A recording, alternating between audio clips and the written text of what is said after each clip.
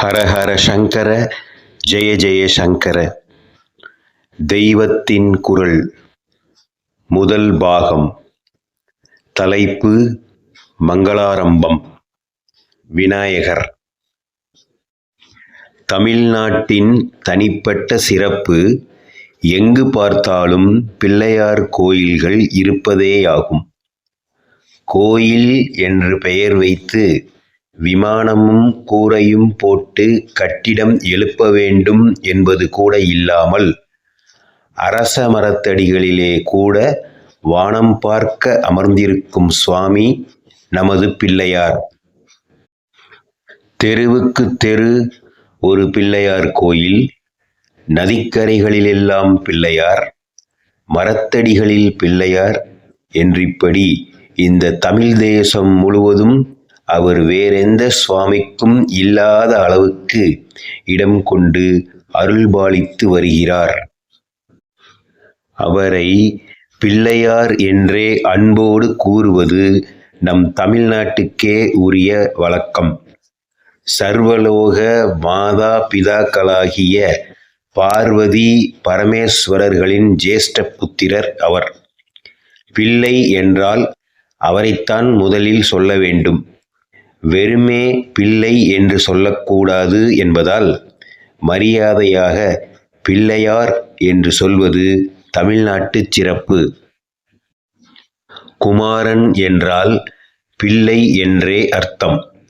பாரத தேசம் முழுவதிலும் குமாரன், குமாரசுவாமி என்றால் பார்வதி பரமேஸ்வரர்களின் இளைய பிள்ளையாகிய சுப்பிரமணியரையே குறிப்பிடும்.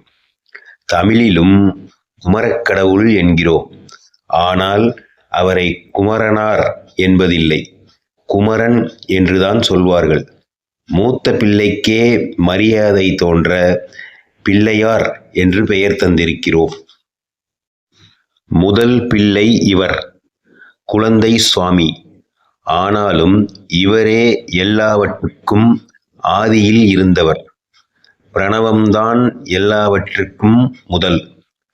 பிரணவத்திலிருந்துதான் சகல பிரபஞ்சமும் ஜீவராசிகளும் தோன்றின.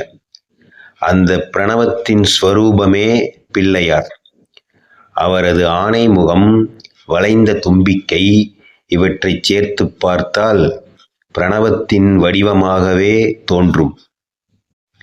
குழந்தையாக இருந்து கொண்டே ஆதி முதலின் தோற்றமாக இருக்கிற பிள்ளையார் குழந்தை போல் தோன்றினாலும் பக்தர்களை ஒரேடியாக கைதூக்கி உயர்த்தி விடுவதிலும் முதல்வராக இருக்கிறார். ஔவை பாட்டி ஒருத்தியின் உதாரணமே போதும். ஔவையார் பெரிய கணபதி உபாசகி. பிரணவ ஸ்வரூபியான விநாயகரை புருவ மத்தியில் தியானித்துக் கொண்டு ஔவையார் யோக சாஸ்திரம் முழுவதையும் அடக்கியதான விநாயகர் அகவலை பாடியிருக்கிறாள். அதை பாராயணம் செய்தால் பரமஞானம் உண்டாகும். இந்த ஔவையாரை பற்றி ஒரு கதை உண்டு. சுந்தரமூர்த்தி சுவாமிகளும் சேரமான் பெருமாள் நாயனாரும் கைலாசத்துக்கு புறப்பட்டார்கள். அவர்கள் ஔவையாரையும் உடன் அழைத்து போக எண்ணினார்கள். அப்போது ஔவை விக்னேஸ்வரருக்கு பூஜை பண்ணி கொண்டிருந்தாள். சீக்கிரம் பூஜையை முடித்து தங்களுடன் கைலாசத்துக்கு வருமாறு சுந்தரமூர்த்தியும் சேரமானும் அவளை அவசரப்படுத்தி அழைத்தார்கள். அவளோ, நீங்கள் போகிறபடி போங்கள், உங்களுக்காக நான் என் பூஜையை வேகப்படுத்த மாட்டேன். விநாயக பூஜையே எனக்கு கைலாசம் என்று சொல்லிவிட்டாள். அவர்கள் அப்படியே கிளம்பிவிட்டார்கள். ஔவை சாங்கோபாங்கமாக பூஜை செய்து முடித்தாள். முடிவில் பிள்ளையார் பிரசன்னமாகி அவளை அப்படியே தம் துதிக்கையால் தூக்கி ஒரே வீச்சில் கைலாசத்தில் கொண்டு சேர்த்து விட்டார்.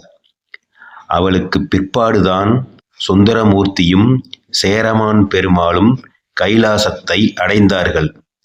அங்கே சேரமான் பெருமாள் திருக்கைலாய ஞான உலாவை பாடினார்.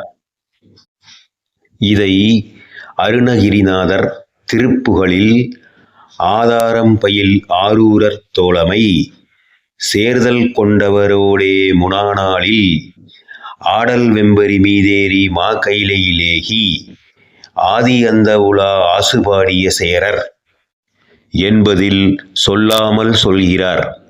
அப்படிப்பட்ட சேரர் ஆண்ட கொங்கு தேசத்தில் உள்ள பழனியில் இருக்கின்ற பெருமாளே என்று பழனியாண்டவனை பாடுகிறார். சுந்தரரும் சேரமான் பெருமாள் நாயனாரும் கைலாசம் சேர்ந்ததற்கு இப்படி குமாரசுவாமியின் சம்பந்தத்தை உண்டாக்குகிறார். மூத்த குமாரரான பிள்ளையாருக்கோ ஏற்கனவே அந்த சம்பவத்தில் சம்பந்தம் இருக்கிறது. அந்த 2 பேருக்கும் முன்னதாக ஒரு சொடக்கு போடுகிற நாளிகைக்குள் அவர் அவ்வை பாட்டியை கைலாசத்தில் சேர்த்துவிட்டார். பெரிய அனுக்கிரகத்தை அனாயாசமாக செய்கிற சுவாமி விக்னேஸ்வரர்.